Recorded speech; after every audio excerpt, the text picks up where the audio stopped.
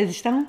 Delícia a gente aqui de novo, né? Nossa virada de chave, sempre trazendo pessoas assim que eu admiro, eu tenho certeza que também vocês vão começar a admirar. Virada de chave, como é difícil, né?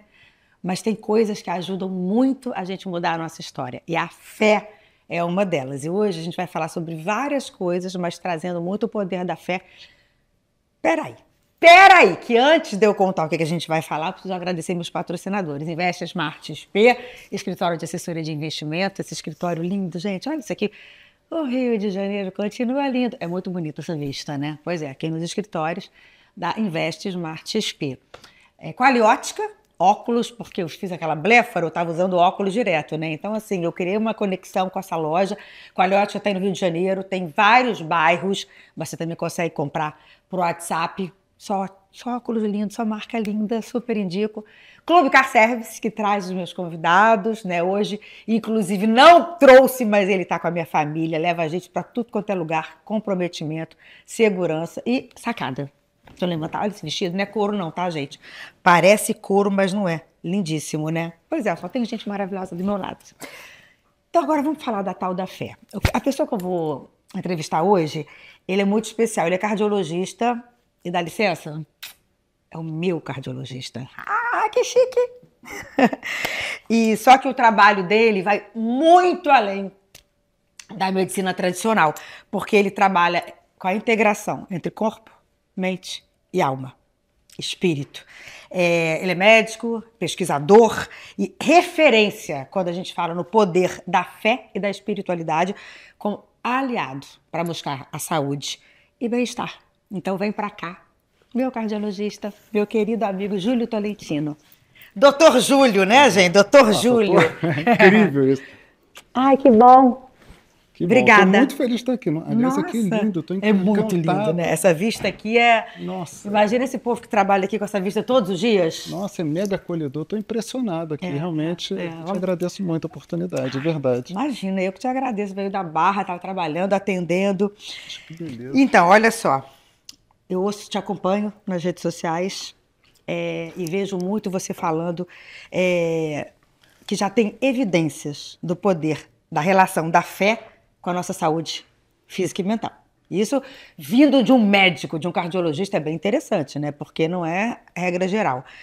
A prática espiritual e religiosa afeta diretamente o nosso emocional, o nosso psicológico, ajudando no estresse, depressão e tantas outras coisas. Então, eu queria que você falasse um pouco dessas evidências da importância da fé para a nossa saúde física e mental.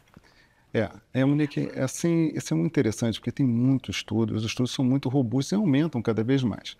Vamos dar um exemplo. Se você, Monique, é uma pessoa muito espiritualizada, eu sei que porque eu te conheço, os estudos demonstram de forma muito consistente que você vai ter menor risco de morte, de infarto, de angina, de algum problema do coração, outro, além do infarto, você vai ter uma capacidade de se recuperar melhor de qualquer problema de doença que você tiver. E, além disso, tem melhor saúde mental, menos depressão, ansiedade, vivência do estresse. Então, isso tem sido muito comprovado. Tudo bem. Mas por que isso? Porque a Monique, sendo o que mais espiritualizada, por que ela tem esses desfechos melhores em saúde? Quer dizer, menos derrame, tudo isso que eu falei. O que tem sido consistentemente mostrado é que você tem fatores biológicos mais protetores. A parede dos seus vasos são mais protetores, funcionam melhor, a regulação do teu coração é melhor, você tem menos inflamação, essa que a gente não consegue medir, mas que inflama os vasos, logo forma menos placa. Além disso, tem outros fatores que são bem interessantes. Diante de uma situação estressora, que você está vencendo, você libera menos cortisol, menos adrenalina, menos marcadores que inflamam, que fazem uma agressão para o teu organismo. E, para finalizar, você tem uma imunidade melhor. E aí, tudo isso, por quê? Então, tudo tem um porquê. Quer dizer, então você tem fator biológico melhor, logo você tem menos problema de saúde física e mental. O que está por trás disso, Monique, que tem sido muito demonstrado, que é o que a ciência tem se dedicado muito para responder, é que esses fatores biológicos eles são impactados porque provavelmente, você lida melhor com situações estressoras. Você, diante de um problema grave, você consegue encontrar sentido, propósito naquilo ali. Você tem mais esperança. Você não fica tão desamparada no sofrimento. E no caso da fé, é como se fosse aquela voz baixinha que sussurrasse, olha, você não está sozinha. Então, isso cria em você várias possibilidades de lidar melhor com os problemas e, naturalmente, ter melhor fator biológico e, obviamente, melhor saúde física e mental. Quando você fala sobre isso, não é simplesmente ter fé, porque fé a gente associa muito à religião. Sim. Tem uma questão da espiritualidade de você exercer também. Então eu queria que você me explicasse a diferença de espiritualidade e religiosidade e se, então tá, eu tenho fé, eu estou nesse grupo, ou não, é exercer, trabalhar. Porque é diferente ter Sim. e exercer. Sim, sim, isso é sensacional. Bom, primeiro que, em relação à fé e depois à espiritualidade. Ter fé, você dizer que ter fé, é bem diferente de você vivenciar a sua fé. Quando se fala em religiosidade e a fé religiosa, que é um ponto que a gente vai separar da espiritualidade, não adianta só você dizer que tem fé. Você tem que vivenciar para que todos esses mecanismos funcionem no teu organismo. Tá? Esse é um ponto inicial. Segundo aqui, qual a diferença de religiosidade e espiritualidade? Religiosidade é o que você vivencia vinculado a uma ou mais religiões. A espiritualidade é maior. Existem vários consensos, mas um que é um consenso mundial, que é o que a gente usa muito, que é espiritualidade, Monique. Primeiro que é uma dimensão humana, ela é tão humana quanto social, quanto emocional, como física, é uma dimensão de todos nós. Logo, todas as pessoas, não só os que estão aqui, mas todas as pessoas fora, 100% das pessoas têm a dimensão espiritual, é humana ela. Esse é um ponto. E tem 4 pilares. Primeiro é a busca de sentido, busca de propósito. Aquilo que você faz que não é só para você, pode ser legado, alguma coisa que te motive muito. Transcendência, e um aspecto da transcendência muito importante é a paz. E conexão. Conexão contigo mesmo, conexão com outras pessoas e conexão com o que cada um entenda como significativo sagrado. Para uma pessoa, o sagrado pode ser Deus, para outra pessoa pode ser a natureza, pode ser o cosmos, pode ser o universo. Para Vicky, não sei se você conhece bem, pode ser a outra pessoa. Ou seja, pode você encontrar o sagrado no outro. Então, na medida que você encontra o sagrado em algo religioso, é a espiritualidade vinculada à religiosidade. Ou se você não tem o teu sagrado vinculado em nada religioso, é uma espiritualidade que não é vinculada, pode ser do ateu, do agnóstico, daquela pessoa que não é religiosa. Então a espiritualidade é de todas as pessoas e se manifesta, por fim, em crenças, valores e práticas. Então essa é a visão geral da espiritualidade, que é muito prática no nosso dia a dia. E no caso da. Então, quando você fala da fé, né, que impacta a saúde física, a saúde mental, você também está falando de espiritualidade. Pois é, a espiritualidade não ficou muito. tudo. Tá, a espiritualidade eu entendi. É tudo isso. Que pode ser relacionada à fé ou não. Pode a pessoa pode ter fé ou não. Porque a fé, Monique, você pode ter fé. Fé é confiança. Sim. É acreditar em alguma coisa. É confiança, mas você pode ter fé em você. Você pode ter fé na vida, você pode ter fé na força do cosmos, na força do universo. Nem toda fé é religiosa. Só que os estudos, na verdade, demonstram com fé religiosa. Quando a gente fala de fé não religiosa, é uma extrapolação. Tá. Os estudos, tudo começou em 2000, em que eles juntaram todos os estudos mais importantes da década de 70, 80 e 90, que viu que a vivência religiosa ela impactava em menor mortalidade. Entendi. As pessoas morriam menos. Então a gente está falando de fé. De fé, de fé. Agora, quando a gente fala de espiritualidade, é de todas as pessoas. Os estudos atuais também incluíram espiritualidade. Tudo começou com fé religiosa e agora os estudos ampliam. Por exemplo, vou te dar um exemplo claro. Nós temos um grupo de pesquisa em que, foi agora, saiu recentemente, e a gente apresentou no Congresso que pessoas com maior paz interior tinham uma melhor função da parede dos vasos. Logo, tem menor risco de ter AVC, de ter um problema de coração. Mas a paz interior ela pode ser da pessoa religiosa ou não religiosa. Agora, como é que estuda? Me deu essa curiosidade. Porque pesquisas comprovam que a fé... Então, como é que mensura isso? Isso é muito legal, porque isso daí é um método que... Como utilizar algo que parece subjetivo, e de certa forma, Sim. em dado objetivo. Sim. O que nós fazemos lá é o seguinte, existe um questionário validado que você pontua a sua fé. Inclusive, grande parte foram estudantes de medicina. E você pontua a sua fé e depois esse grupo era submetido, tanto que pontuava mais, menos, não importa, todo mundo era submetido a 2 exames. Era para você avaliar a função dos seus vasos, que é onde tudo começa na placa. Um vaso saudável, menos formação de placa, menos AVC, menos infarto. E além disso, esse grupo também a gente fazia uma intervenção em gratidão, em que a gente mensurava como é que estava o coração, o funcionamento do coração, fazia a meditação da gratidão e durante a meditação via como funcionava a regulação do coração. Então aí eu já estou falando de 2 fatores. Um é a paz e a outra é quando você faz uma intervenção com gratidão. Lembrando que nas duas não precisava obrigatoriamente a pessoa ser religiosa ou não ser religiosa. Então os estudos que tudo começou com religiosidade, com fé, e continuam. Aliás, essa é uma variável extremamente potente, Monique. A fé religiosa, o vínculo religioso é muito potente na literatura. Então, quando alguém não nega isso, é porque assim, a gente precisa se atualizar, porque continua sendo demonstrado. Só que eles incluíram também algo além da fé, que é o que abarca tudo isso, que é a espiritualidade. Entendeu? Então, na realidade, assim, as duas tem a espiritualidade e tem a fé religiosa. Só que dentro da espiritualidade, a pessoa pode ter como sagrado e ter fé nesse sagrado que não é religioso. E está tudo bem, é espiritualidade. Agora ficou super claro. Agora você tocou num outro assunto que muito me interessa, que é a gratidão. Hoje todo mundo fala, né, na internet, seja grato, seja grato. Eu sou uma pessoa verdadeiramente grata, eu agradeço o dia inteiro.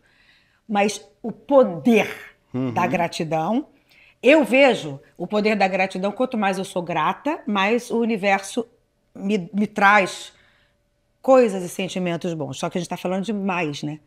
Da importância da gratidão. A gratidão também está inserida nessa coisa da saúde física, mental, disso tudo?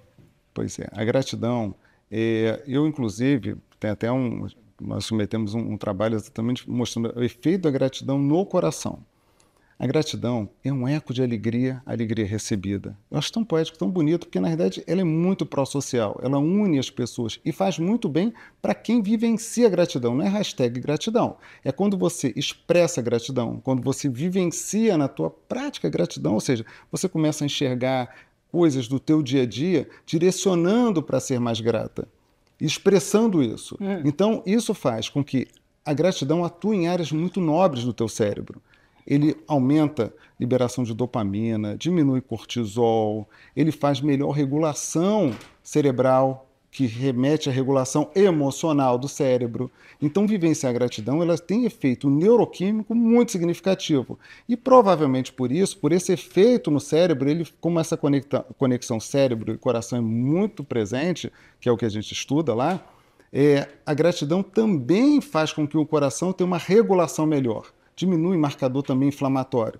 Então, vivenciar a gratidão, e diga-se de passagem, Monique, nós tendemos a ter muito mais o viés da negatividade. Se hoje o dia está ótimo, como está aqui, eu estou muito grato por isso, inclusive, grato de verdade, mas se acontecer uma coisa ruim com cada um de nós, eu e você, nós somos capazes de dizer o seguinte, olha, isso só estragou o meu dia, isso acabou com o meu dia. Por quê? O nosso cérebro tende a ter um viés de negatividade, isso foi da evolução humana. Então, a gente pega algo negativo, foca naquilo e amplia, como se tudo tomasse o negativo. Então, um dos efeitos benéficos da gratidão, de você treinar a gratidão, existem técnicas para isso, inclusive, é você tentar no teu dia a dia tirar um pouquinho esse viés da negatividade e começar a ter uma visão mais positiva das coisas e mais grata, naturalmente. Independente se acontece uma coisa que você, em outro momento, diria que estragou seu dia. Não, aconteceu. E exercer a gratidão, eu vou te falar um exemplo bem bobo, mas eu quero entender se eu exerço a gratidão como eu acho que eu exerço. De repente, não é nada disso. Às vezes eu estou sentada para jantar com a minha família e eu quieta na minha cabeça, eu falo, meu Deus, tá meu marido, meus 2 filhos aqui, comida na mesa e harmonia. Obrigada, meu Deus. Isso é exercer a gratidão? Ou isso é pouco? Não, isso entendeu? Eu quero entender porque eu quero ser mais grata. Olha, isso daí é exercer a gratidão, tá? Aí você juntou até duas estratégias sem perceber. Uma estratégia que eles chamam de saborear, quando você intensifica, usa todos os seus valores, todos os seus sentidos naquele momento e prolonga aquilo ali, com uma percepção de gratidão. Então, são 2 estratégias que atuam muito fortemente no teu cérebro. Então, uma é você usar a gratidão no teu dia a dia, expressando gratidão, não só para você, como para outras pessoas também. Existem trabalhos que mostram que quando você usa em rede social gratidão, isso faz um impacto nas pessoas e em você também. E existe uma estratégia que é bastante simples, e que eu uso particularmente na prática, eles chamam de diário da gratidão. O que seria isso? Você, no final do dia, separar 3 coisas que você foi grata. Não precisa ser nada épico, fantástico, como a gente está aqui, mas algo do dia a dia, por exemplo, olhar o mar, olhar as plantas. Como tá sentada com a minha família jantando. Sentado com a sua Tá. família. E aquilo ali, durante a maior parte dos estudos, é em 2 semanas, mas pode você fazer mais do que isso, naturalmente. Anotar à noite 3 coisas que você foi grata. Isso faz com que o teu cérebro, no dia seguinte, comece a direcionar para buscar coisas que são mais positivas, que te tornem gratas, do que você observar algo negativo, que é o nosso habitual. Então, essa estratégia de você, no final do dia, anotar 3 coisas que você é grata. Vai fazer observar, porque você lembra que você vai ter que anotar de noite. Então, você Isso. fica observando as coisas mais Você detalhadamente. começa a mudar um pouquinho o mindset para que você comece a ter uma visão mais positiva, uma busca de algo que você vai anotar à noite. Isso vai gerando um treinamento. Além disso, na medida que você olha algo que você sente grato, você naturalmente ativa áreas muito nobres do teu cérebro e isso te causa bem-estar. Gente, está vendo? As pessoas falam tanto na questão de ser grata, isso tudo é quase com a ciência. Né? Não é, vamos ser grato. É possível a gente alguém desenvolver fé, a pessoa que não tem fé. E aí tem um trauma, tem uma dor muito grande. É possível desenvolver a fé apesar de um trauma? Isso é muito interessante também. Ou experiência, então reconstruir uma fé perdida porque aconteceu uma coisa muito... Sim.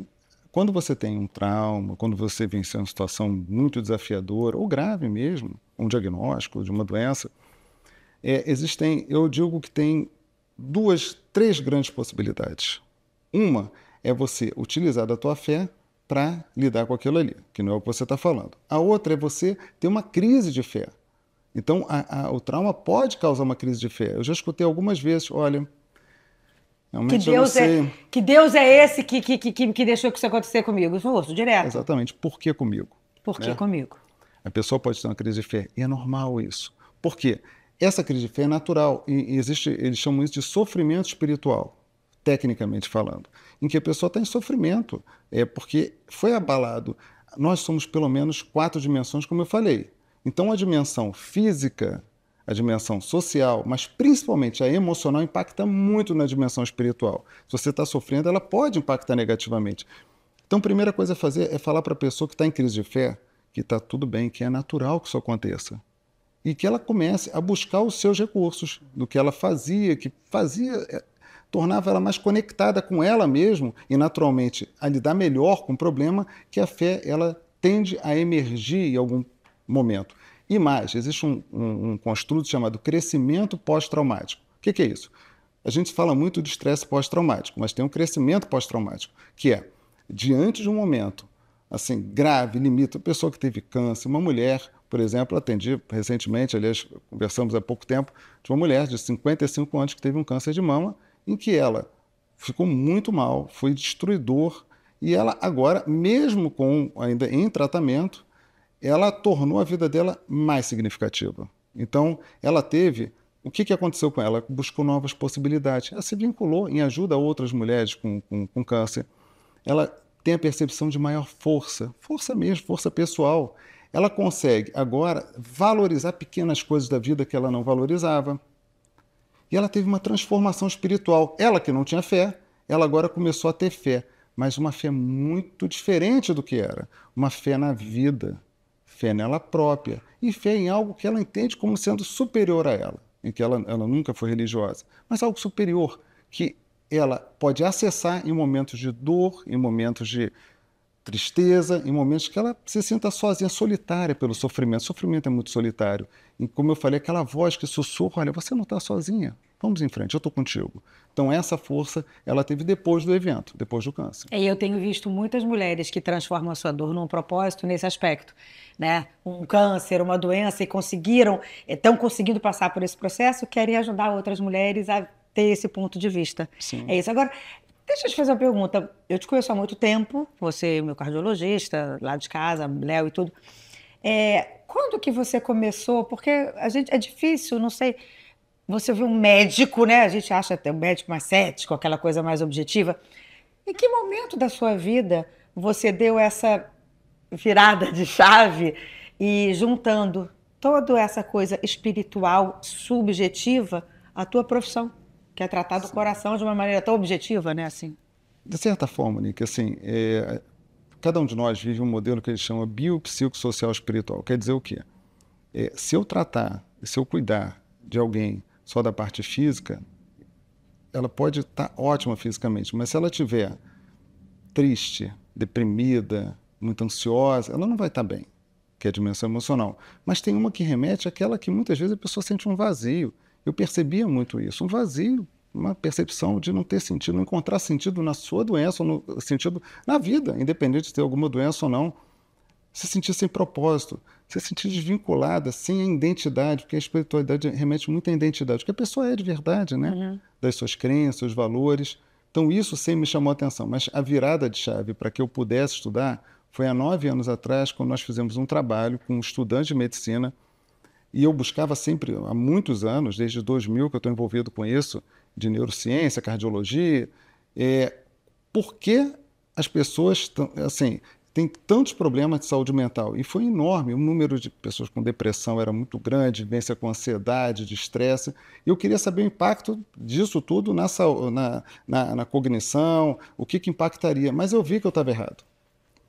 A verdade, eu deveria procurar algo que é protetor. Não adianta só focar no problema, eu queria focar na solução. E aí, estudando muito isso, os estudos, quando eu comecei a levantar, é um mundo de estudos de espiritualidade beneficiando a saúde mental, como sendo um protetor da saúde mental. Então, eu comecei, depois foi para a cardiologia, mas começou na saúde mental. Isso tem mais ou menos 9 anos. Primeiro na saúde mental. Na saúde mental. E aí eu comecei a ver como pode ser aplicado na prática, ou seja, não adianta só a teoria, que é tudo bonito, mas como eu posso usar isso na prática? E da espiritualidade se expandiu um grande mundo que envolve, a gente já falou isso fora daqui, que envolve compaixão, autocompaixão, tantas coisas que gratidão, perdão, tantas esferas que envolvem a espiritualidade que são extremamente protetoras e importantes, que vai atuar também na saúde do coração e na saúde mental.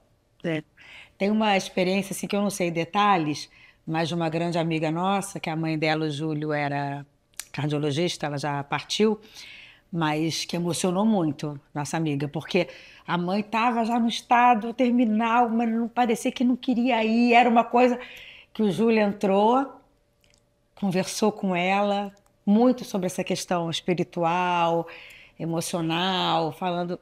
Gente, o Júlio saiu da sala e ela se foi.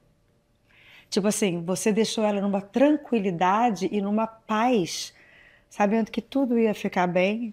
E isso foi muito emocionante para essa família, né? Foi a Cicely Saunders, que é uma grande autora de cuidados paliativos, que foi enfermeira, médica, assistente social. Ela tem uma frase que me marca muito. Ela diz que você é importante porque você é você. Então todas as pessoas são importantes.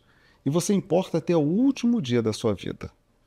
E ela complementa que quando não for possível curar, sempre é possível cada um de nós cuidar do outro. Então esse cuidado pode ser em qualquer momento, como foi naquele em que houve uma grande ressignificação, inclusive de relacionamentos, quando eles tiveram essa oportunidade de falar coisas que não conseguiriam, não poderiam falar, porque ela estava isolada lá no sofrimento, enfim, na condição grave que ela tinha da saúde, em que ela iria Você partir. trouxe essa família para que... perto para que pudessem deixá-la tranquila, que os problemas iam ser solucionados. Não só para ela, mas para a família também. Porque a gente se preocupa muito com quem está doente, mas o luto é algo muito grave, muito complexo, né? E minimiza muito o luto quando você consegue construir sentido ali, construir conexão naquele momento, que é um momento tão importante da vida, porque ainda tem vida ali, né? Independente de cada um tenha como crença de vida após a morte, mas ali tem vida de várias pessoas, são os familiares, e vida de quem está sofrendo, quem está partindo. E isso mostra na prática que o que ele fala, ele faz, né? Outro dia a gente estava conversando, você falou para mim que recebe muitos directs de mulheres, né, que quando você toca no assunto de autocrítica, na dificuldade da gente ser mais compassiva com a gente mesmo, e você recebe muitas mensagens de mulheres com essa dor. E eu também me identifico com isso. E aí eu queria que você falasse um pouco como que a gente pode ser realmente mais menos que a gente cobre, mais carinhosa, mais compassiva. Porque é difícil, é uma autocobrança o tempo inteiro.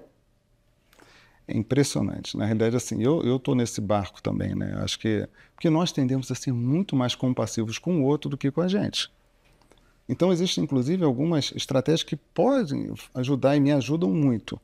Monique, imagina uma pessoa falando com você, uma mulher de 55 anos, fala contigo, olha, Monique, é a sua melhor amiga, alguém que você gosta, que você ama. Ela falou, Monique, olha só, me sinto muito culpada porque eu não cuidei como eu deveria cuidar dos meus filhos. Eu estava trabalhando muito, enfim, uma vida muito complexa. E hoje em dia eu me arrependo de coisas que eu fiz. Eu me sinto até envergonhada de algumas coisas, me sinto muito culpada. Eu estou muito triste por isso. O que você falaria para ela?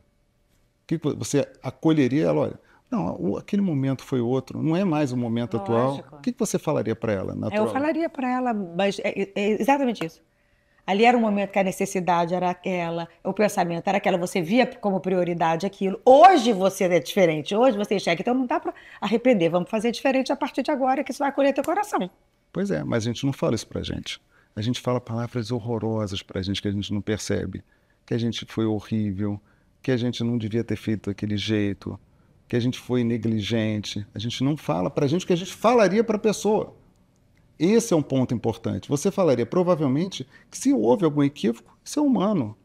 Eles chamam de humanidade comum. E você acolheria ela perto de você, ficaria próximo dela. Eu tenho a minha presença aqui contigo. Você não julgaria, não ia voltar no tempo julgando. Só que a gente faz tudo isso com a gente.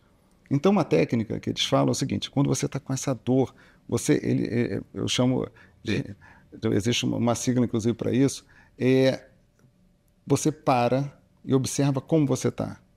Você observa, eu estou o quê? Eu estou me sentindo mal. E aí você nomeia, olha, eu estou culpada, eu estou me sentindo envergonhada. E aí depois você R, eu chamo de PNR, que é responder com compaixão. Olha, você fala assim, gente, eu não estou te julgando aqui, eu estou contigo, é você estando contigo.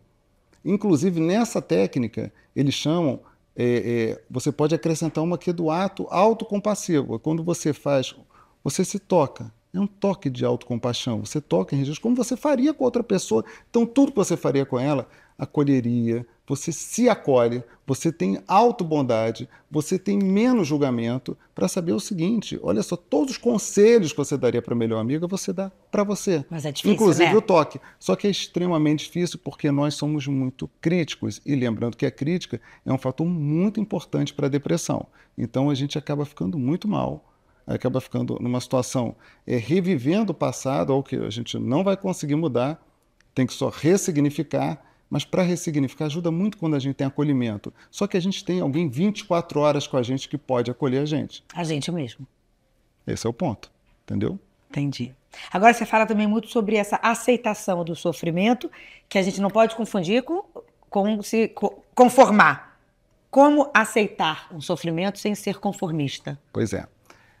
No conformismo, você está... Imagina agora, pensa, Monique, qualquer coisa difícil, desafiador, um problema que você já vivenciou, que você está vencendo agora. Tá? Diante desse problema, você pode dizer o seguinte, olha, é assim mesmo, não tem jeito, vai ser assim mesmo. Isso é paralisante, é inação. Isso, na realidade, é passivo e você se rende à dor, se rende ao problema. E não faz nada para mudar. Isso é conformismo. Tá? Aceitação, primeiro é você enxergar, reconhecer a realidade como ela é de verdade. E a realidade é isso. Então você reconhece a realidade. Então tem 3 passos em que eu uso muito no meu dia a dia e que eu acho extremamente relevante. Então cada um pode pensar em algo grave nesses 3 passos. Primeiro você reconhece, como eu falei, com abertura, sem julgamento. Reconhece aquilo ali, como é, a realidade como é. Essa dor, esse sofrimento que você está passando. Reconhece você. Isso não quer dizer que você aceite no sentido de concordar. Você está sofrendo e discorda. Okay, mas estou passando por isso. Estou passando por isso. Ponto final. Aí você faz uma pergunta, o que eu posso mudar ou o que eu não vou conseguir mudar? O que eu posso mudar está no meu controle, eu vou direcionar uma ação para mudar. Tem coisas que eu não vou conseguir mudar. Esse é o segundo passo, que é você perguntar o que eu posso mudar ou o que eu não posso mudar. Terceiro passo, quando você não pode mudar, o que você faz com isso? Como você pode agir, visto que você não vai conseguir mudar? E aí você vai começar a ter estratégias baseadas nos seus valores. Um exemplo, uma mulher que está em luto, que perdeu o relacionamento, ou que está muito insatisfeita com as mudanças corporais, ela pode dizer o seguinte, olha só, a idade vai passando. Eu agora com 62, sou uma edição 62, não sou uma edição 20. Eu posso me conformar e dizer, olha só, não, com a idade não tem mais jeito não. Ou não, olha, o que que eu faço, o que que eu posso mudar? Várias coisas. Tem coisas que eu não posso mudar, que é a idade, por exemplo. O que eu faço com isso? Me cuidar, buscar estratégias em que eu vou lidar melhor naquele momento, com várias situações que envolvem essa questão em que a pessoa está se cobrando muito.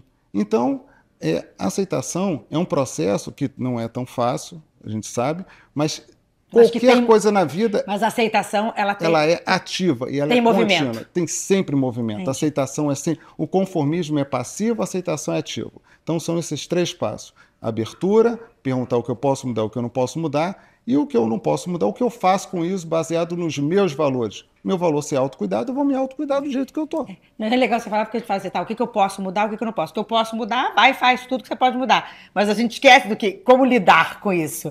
E é isso que vira a grande dor. Exatamente. Você, não sei se você já percebeu, como eu gosto muito de comportamento, você é uma professora de aceitação. Não sei se você já percebeu.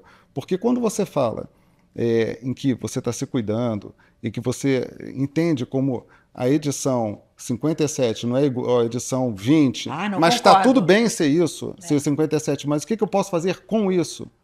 E ontem eu assisti, curiosamente ontem, a Cissa Guimarães, que foi um exemplo de aceitação, em que ela estava contando, muito emocionada, chorando, assim, foi as pessoas em volta, e ela falou o seguinte, olha só, meu filho fez a passagem e eu tenho certeza que eu nunca mais vou ser 100% feliz. Eu vou ser 70% feliz. Opa! Ela pode mudar o que o filho fez a passagem, palavras dela? Não, o Rafa, que ela falou. Mas eu posso ser, mas eu vou lutar muito para ser 70% feliz, em nome das outras pessoas, em nome do Rafa. Então, olha a aceitação total aí, em que ela entende que, na verdade, aquilo não vai mudar, mas o que eu posso fazer com isso? Ela não é 100%, mas é 70%, mas ela vai lutar ao máximo para ser 70% feliz. Legal, em prol, inclusive, do Rafael, que naturalmente teve aquele evento. Não, foi muito interessante isso que você falou, principalmente nessa questão da idade que você trouxe. Sim. Porque essa é uma dor muito normal, a dor de envelhecer, de você mudar o teu corpo, mudar tudo, e as pessoas ficam muito reclamando, né? Então, o que você, já que não tem solução, porque eu quero envelhecer, eu quero ficar bem velhinho, o que fazemos com isso? Você acredita que todos nós temos uma missão espiritual? E como identificar e viver? Muito interessante também. Todo mundo, Monique, nós somos únicos. As pessoas podem fazer várias coisas que você faz, mas nunca vai ser igual você faz. Nunca ninguém vai sentar aqui como você está e atuar nesse podcast como você faz, com o teu cuidado, com a tua forma de lidar, com como você fala, não, que você é única. Então, quando se fala em missão, a gente pensa em algo grandioso, mas é muito valoroso as pequenas coisas que só você faz, porque você é única. Isso é você se conectar com as suas missões. Não é uma grande missão, são as missões nossas. Como você lidou, como você acolheu, como você fez uma escuta fraterna, uma escuta ativa, compassiva com outra pessoa. Como você cuida dos seus filhos, como você, né? Quer dizer, são coisas pequenas que às vezes as pessoas ficam procurando uma grande coisa e acham que a sua vida não tem sentido, sendo que você tem que ver sentido nessas pequenas coisas. Agora, como achar isso? Eu gosto de falar assim, 2 perguntas. Imagina a Monique com 110 anos. Tá? Insuportável, ninguém vai me aguentar. Não, acho que não. Acho que você vai ficar muito bem, ainda mais com a aceitação dos 110 anos. Imagina você com 110 anos, alguém te perguntar o seguinte, olha só, Monique, o que você acha que na tua vida você fez que valeu a pena? Aí você lembra, fiz isso. Essa é uma pergunta. O que você está fazendo que está valendo a pena? Aí a outra pergunta, Monique, o que você faria com 57 anos, com 40 anos, com 60 anos, que tornaria a tua vida ainda melhor, mais significativa, que valeu a pena você viver?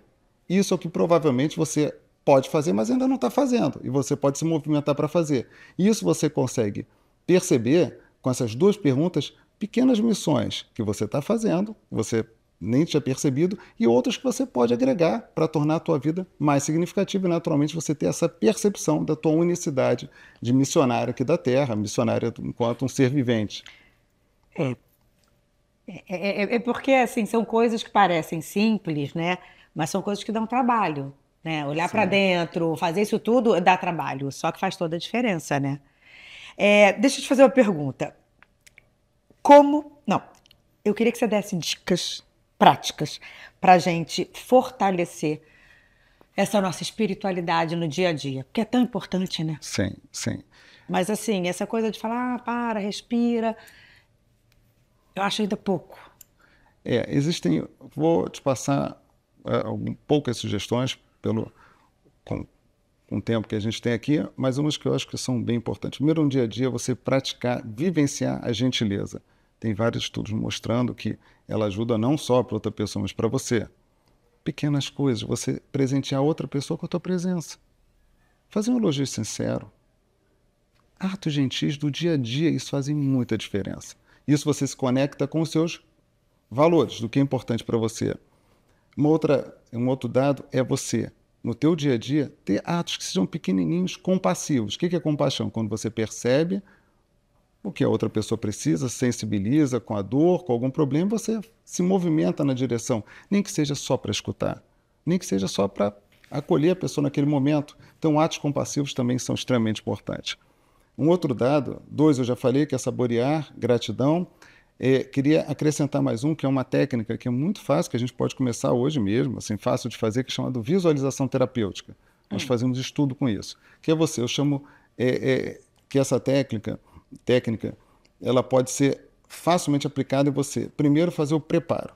Você prepara, pode colocar, ficar sentado numa posição como você quiser, deitado, sentado, colocar ou não uma música, e você faz uma respiração, que pode ser uma técnica que você conheça, ou simplesmente respirar fundo e soltar. Tá? E aí você vai entrar agora na visualização. Então, primeiro você se preparou, relaxou, e visualização é você se colocar mentalmente no local que você se sinta confortável e segura.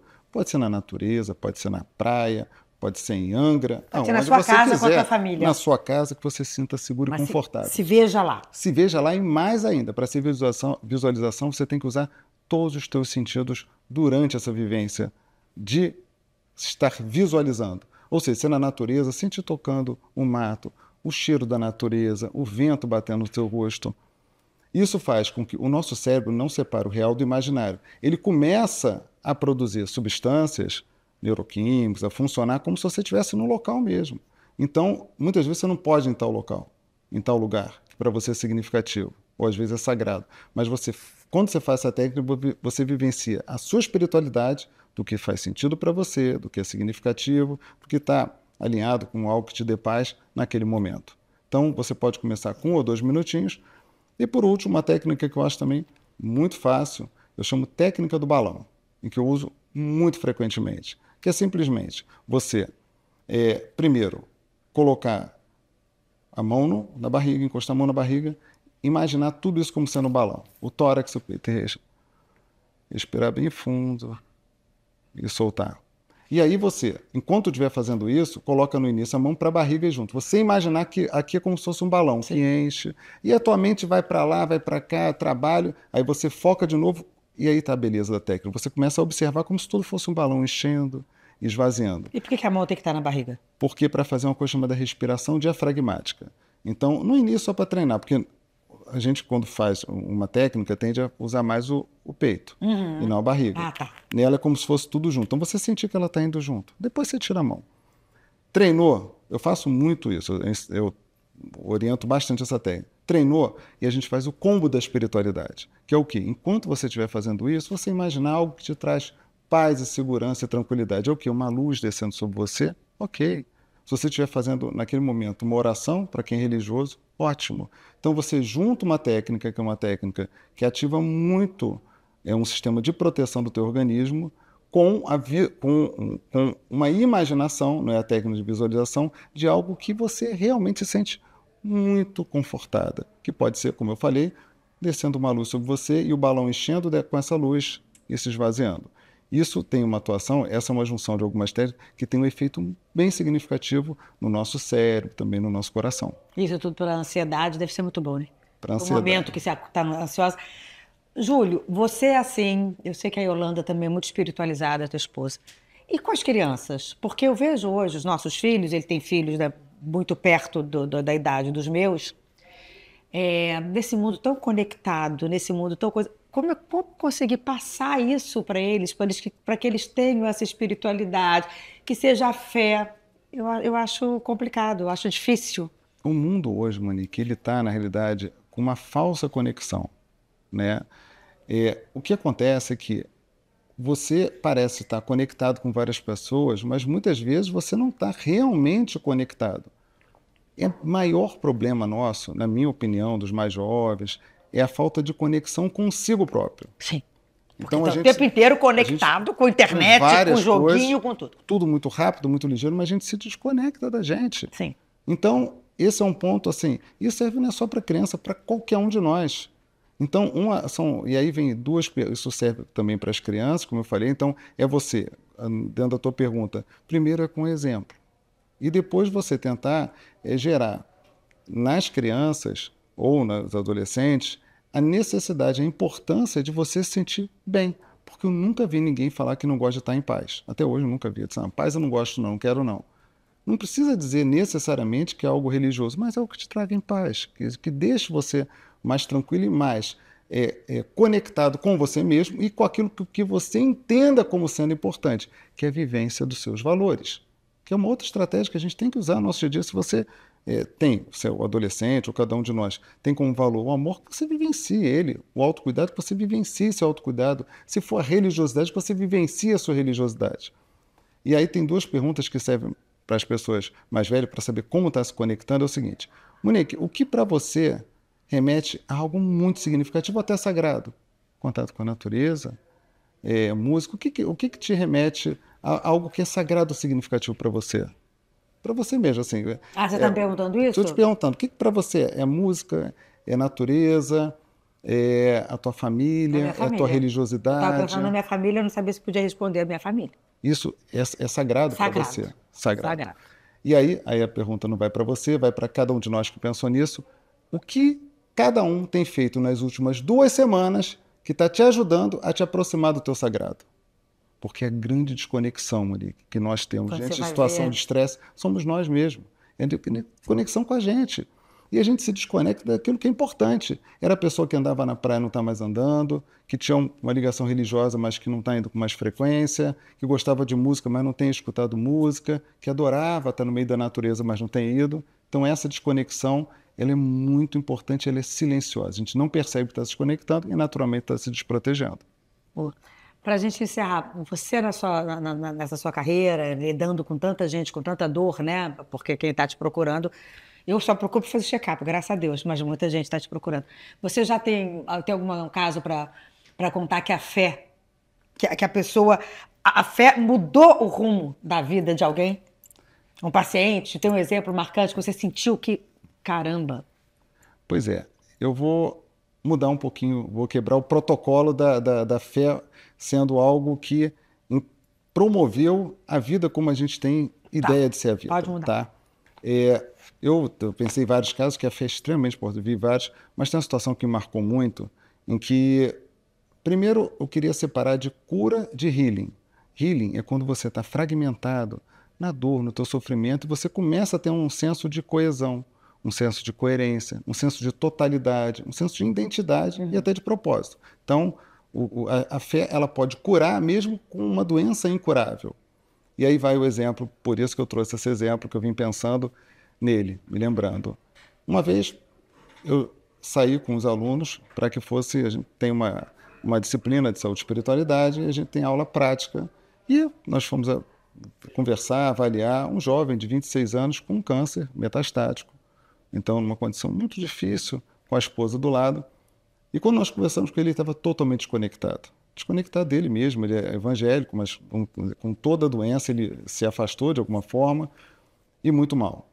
E aí nós começamos a buscar recursos dele que poderia ajudá-lo. O que era importante para ele? Ele falou, olha, ler a Bíblia é importante, tem Bíblia? Não, o aluno conseguiu. Músicas religiosas, para ele era muito importante, ajudava a se conectar, conseguir um fone.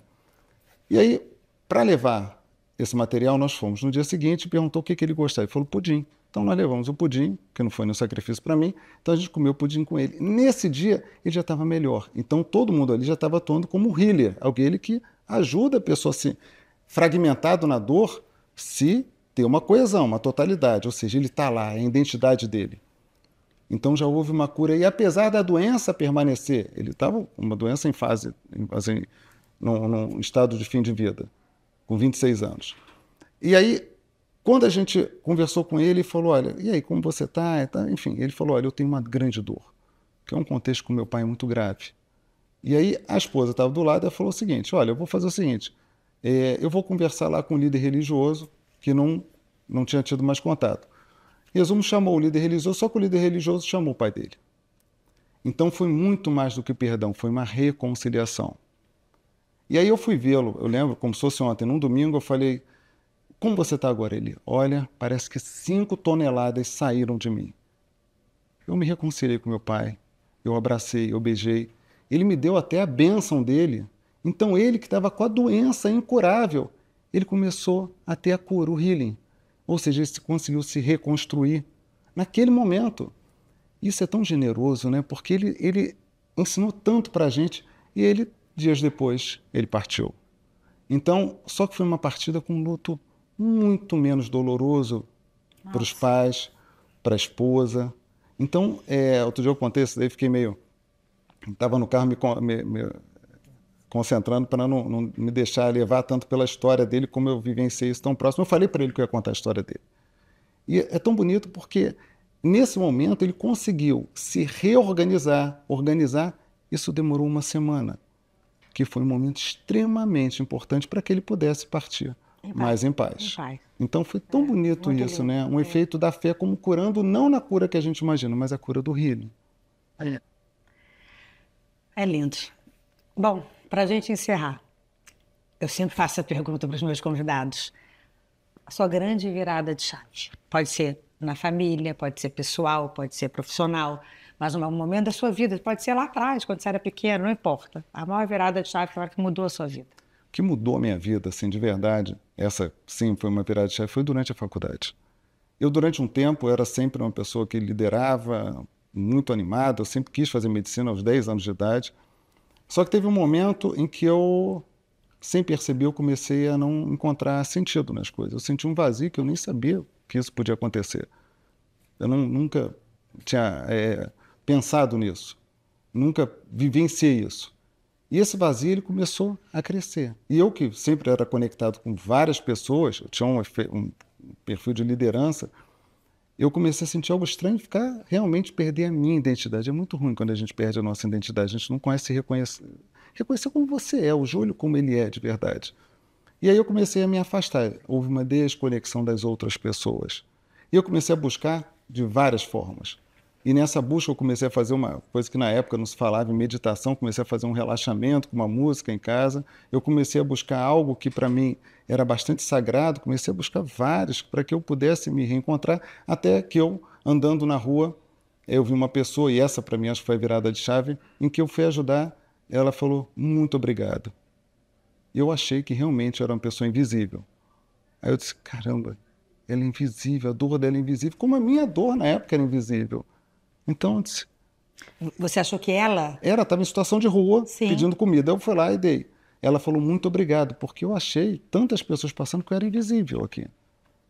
Aí eu disse, nossa, então ela se conecta comigo, porque eu também, o que eu sinto também é invisível. Doido, porque uma coisa tão cotidiana, uma coisa tão, né, um muito obrigado, um gesto de caridade e um muito obrigado. Mas aquilo me chamou tanta atenção, Monique, que aí eu comecei a fazer um trabalho com pessoas em situação de rua. Eu saía da faculdade, num dia da semana, quinta-feira, ia de tarde, comprava sanduíche e tal, e ia para o centro da cidade. E isso fez eu me reconectar com o que eu era numa condição diferenciada. Entender que eu não sabia que o nome espiritualidade, eu não sabia nada dessas coisas, mas eu vi que tem aí toda a espiritualidade, que é, eu comecei a encontrar sentido nas coisas, comecei a ter propósito realmente, comecei a ter paz, que eu estava muito transtornado, e me conectar comigo, com aquilo que eu entendia como sendo sagrado. Então essa foi uma grande virada de chave para que eu entendesse que essa dimensão espiritual é extremamente importante. Nossa, maravilhoso. Júlio, obrigada. Eu que agradeço. Caramba, gente, porque a gente vive muito na correria, né? Muito no superficial. E aí, de repente, você para falar desses temas, é uma coisa que mexe com a gente, porque você às vezes se sente distante de todos esses exercícios, de tudo isso, né? Exercício que eu falo desse cuidado.